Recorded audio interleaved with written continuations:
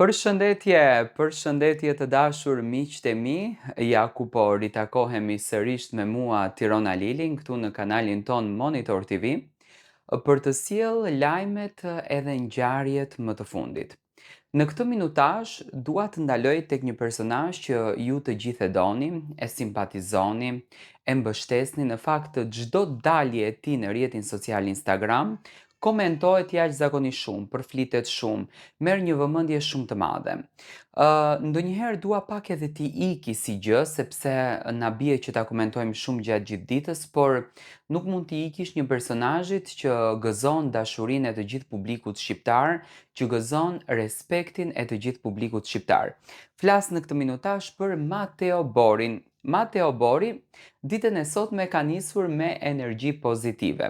Të jenë shpran dashurisë, do të thotë që je pranë dhuratës më të bukur që të ka dhënë Zoti, sepse mendoj që përpos shumë dhuratave të bukura që Zoti na ka dhuruar në këtë univers, dashurinë e ka veçuar, e ka bërë të shenjtë, e ka bërë hyjnore. Dhe në këtë rast shoh Mateon që është tepër pozitiv. Mateo ka postuar një fotografi në qefin e tij, në 7 palë qefe, duke përshëndetur fansat edhe duke i uruar vetëm momente të bukura në jetë, duke i uruar çaste të bukura në një farë mënyre dhe duke u dhuruar energjinë për të cilën në fakt gjithmonë është folur, energjia e Mateo Borit. Por konkretisht çfarë ka ndodhur mes Mateos dhe Brikenës apo thjesht mes Mateos? Mateo momentalisht ndodhet në udhëtimin e tij të bukur në Ulqin, ku ka preferuar që të jetë larg të gjithë zërave, larg përditshmërisë, larg kësaj bombës të madhe në një farë mënyrë dhe Mateo po e shijon dhe po e jeton momentin.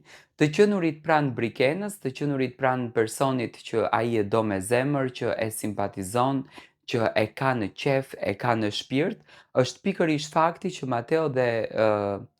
Mateo fillimisht ndjehet i lumtur dhe ndjehet i bekuar në jetën e tij që ka në krah një vajzë siç është Brikena, domethënë me të gjitha dimensionet të saj. Mateo bën lëvizje jashtëzakonisht të zgjuara. Por çfarë do të ndodh me Mateon? A do të kthehet Mateo në palestrën e tij, aty ku në fakt edhe ka patur destinacionin?